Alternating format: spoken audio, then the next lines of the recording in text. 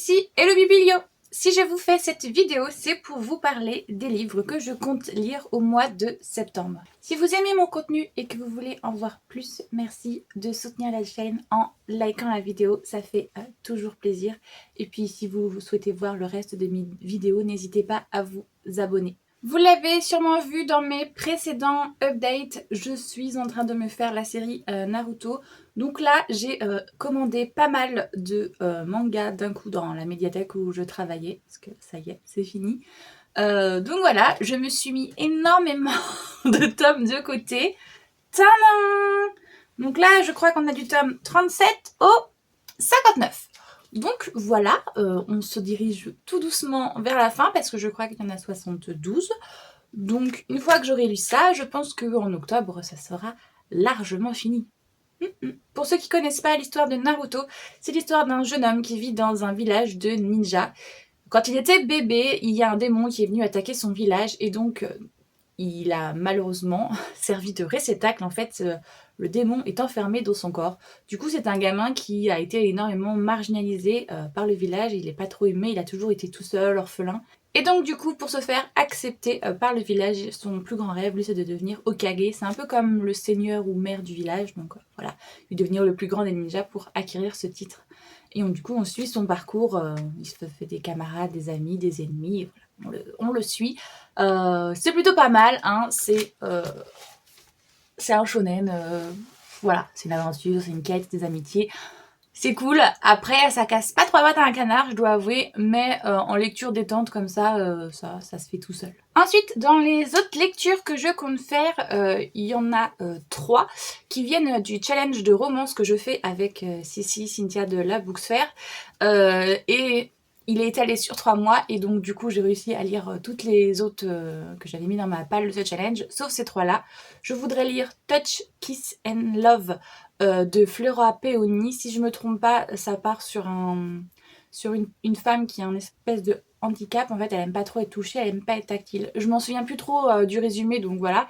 Et évidemment, elle va rencontrer quelqu'un qui petit à petit va lui faire, je pense, appréhender, apprécier le contact physique, et donc du coup il va y avoir une romance entre les deux protagonistes. Je suppose que c'est ça, mais j'avoue que j'ai pas trop voulu en savoir plus. Je l'ai mis dans la case justement On Voice handicap, mais je suis pas trop sûre en plus de quoi ça parle. Mais bon, c'est pas grave, au moins je l'aurais lu, j'aurais avancé dans ma palle.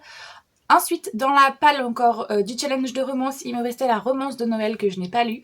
Je compte lire Le fils du Père Noël et d'un con, que m'avait conseillé Cynthia justement en romance de Noël. Elle m'avait dit qu'elle avait adoré elle, donc je voulais la lire. Donc je l'avais mis dans le... Pareil, ça doit être dans le menu sous-genre, dans la catégorie de Noël, je l'avais mis là. Donc faut que je le lise. Et je sais qu'il me reste Compass tome 1, mais je sais plus dans quelle catégorie je l'avais mis. Je me demande si je l'avais pas mis dans la catégorie On Voice minorité racisée, mais je suis pas sûre du tout. Donc voilà. Et je les ai mis là, alors que voilà, je les ai mis là sous conseil de Cynthia justement. Je sais absolument pas de quoi parlent les bouquins. Donc je vais y aller un petit peu à l'aveugle, et des fois c'est pas plus mal parce que quand on a trop d'attentes d'un bouquin, on est vachement déçu. Ensuite, je vais faire plusieurs événements littéraires avec Cynthia, et du coup j'aimerais lire des romans des auteurs ou autrices que je vais rencontrer. Parce qu'avant de les rencontrer, j'aimerais bien justement avoir lu le roman. Donc là, il va y avoir toute une liste de livres que je sais pas forcément de quoi ça parle, même si des fois les titres sont assez explicites, mais je veux les lire, histoire de, quand je vais rencontrer l'auteur ou l'autrice, voilà, je serai pas comme une conne, je saurai ce qu'il a produit. Ça commence avec une petite romance de Noël. Les ours mal léchés s'apprivoisent à Noël, justement. De ce que j'ai compris, cette autrice va venir à la librairie de Cynthia, donc je souhaiterais avoir lu cette romance avant de rencontrer l'autrice, forcément. Je sais pas de quoi ça parle. Visiblement, ours mal léché, on va avoir plutôt un cliché d'une personne bourrue, et voilà, romance de Noël, hein, je pense qu'on est bien dans le thème. Je souhaite aussi lire Les azalées fleurissent en hiver. Pareil, petite romance de Noël. Je ne sais absolument pas de quoi ça parle, mais il est dans ma palle parce que je crois que l'autrice va être éphémère. Et donc du coup, je veux le lire avant de la rencontrer. Comme je vous ai dit tout à l'heure, là, la plupart des livres, je sais pas de quoi ça parle, mais il faut que je le lise. Toujours dans les romances de Noël, je souhaite lire aussi Noël Avalanche et Hésitation. Pareil, comme vous le voyez dans la couve. Et puis de toute manière, c'est dit dans c'est dit dans le titre, c'est une romance de Noël. Après, de toute manière, le FNR, cette année, est à Strasbourg et tourne autour du thème de Noël. Donc j'espère qu'ils vont mettre le paquet, qu'on va avoir plein de romances de Noël et tout pour pouvoir être dans l'ambiance et là je vais en lire.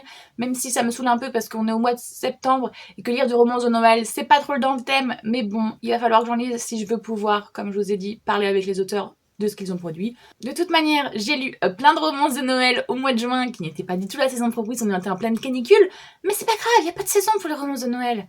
Après, je me dis, au mois d'octobre et au mois de novembre, je me ferai une palle hyper creepy, hyper Halloween, c'est pas grave. Mais au mois de septembre, il faut que absolument que j'avance ma palle que j'ai prévue pour le FNR, sinon on va pas y arriver. Toujours dans les livres que j'ai prévu de lire, puisqu'on va sûrement rencontrer les auteurs, j'ai prévu de lire Only Line One ou One Only Line, je sais plus comment ça se prononce ou ça se dit. Je l'ai commandé en médiathèque, j'espère qu'il va arriver assez vite pour que je puisse le lire en papier. Normalement, je devrais pouvoir le voir. On verra ça dans l'update, si je vous le dis je l'ai enfin ou s'il a fallu que je le lise en numérique finalement. Donc voilà, si j'ai bien compris, ça c'est l'histoire, on est plutôt autour des addictions, alors je sais plus si c'est alcool, musique, drogue ou sexe, mais c'est l'histoire d'un musicien et d'une jeune femme, je sais plus ce qu'elle fait exactement, mais tous les deux se rencontrent normalement, si je me trompe pas, aux alcooliques ou aux accros anonymes. Mais voilà, je suis pas trop sûre si c'est bien cette histoire-là, mais il me semble que c'est ça. Donc c'est potentiellement quelque chose qui pourrait m'intéresser justement de voir comment on parle de l'addiction, comment on en fait de la prévention et en même temps faire une romance autour de ça. Ça promet d'être pas mal, mais j'ai un peu peur parce qu'il y a certains sujets, ayant fait des cours de psycho et d'addictologie, qui risquent d'être touchy. Mais après, c'est peut-être hyper bien fait. On verra. Toujours dans les auteurs que je compte lire pour le FNR, il y a Les Amoureux de Montmartre que je dois lire. Alors, là, je suis pas trop sûre du résumé, pareil. Il me semble que je confonds peut-être, mais c'est pas l'histoire où la meuf est enceinte, elle emménage et son voisin va l'aider à supporter sa grossesse. Je sais pas si c'est cette romance-là, mais voilà. De toute manière, Cynthia me l'avait mis dans ma palle en mode il faut que tu la lises avant de rencontrer l'autrice. Donc, bon, soyons fous, lisons-le. Toujours dans les auteurs et autrices que je compte rencontrer, je souhaite lire du coup Styx Rider tome 1. Alors là, Cynthia est à fond dans cette série, donc quand je lui dis que je les avais toujours pas lus, elle m'a fait tout un cacabou. Mais voilà, ça c'est plutôt, on tourne autour de bikers et de réécriture de mythologie, si j'ai bien compris. À chaque fois, les histoires tournent autour de quelque chose. Là, le dernier que Cynthia a lu, je crois que ça devait tourner autour de la Méduse. Mais moi, le premier, je sais pas du tout de quoi ça parle. Je sais juste qu'il y aura des motos, des bikers en mode Son of Anarchy. On y fonce. On va bien voir ce que ça donne. J'espère que ça va pas être aussi macho que j'ai pu lire certains voilà, trucs. Donc on prie, parce que sinon, ça va grasser sévère des dents. Ça fait quand même déjà 10 lectures, donc ça serait vraiment pas mal si je lisais tout ça pendant le mois. Mais vu qu'au mois d'août, je sais pas comment je me suis démerdée parce que je travaillais encore et voilà, j'ai réussi à lire 18 romans. Je me suis dit, oh 10, t'es une petite joueuse. Au pire, tu lis ces 10-là, mais mets-en-toi quelqu'un de bonus au cas où si t'arrives à tout lire. Donc, c'est ce que j'ai fait. Pour entrer un petit peu plus quand même dans la vibe automne, je me suis mis les deux foudroyés et convoités, le tome 2 et 3 de Assoiffé.